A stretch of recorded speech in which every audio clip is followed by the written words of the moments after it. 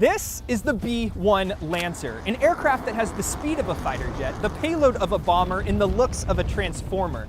It can fly at supersonic speeds upwards of Mach 1.2, has 4 rocket ship-like engines with fire-emitting afterburner, and is so maneuverable that even when weighing a staggering 400,000 pounds, it can roll upside down and fly inverted. And despite its nearly 150 feet in length, the B-1 was designed to carry only 2 things: fuel and bombs.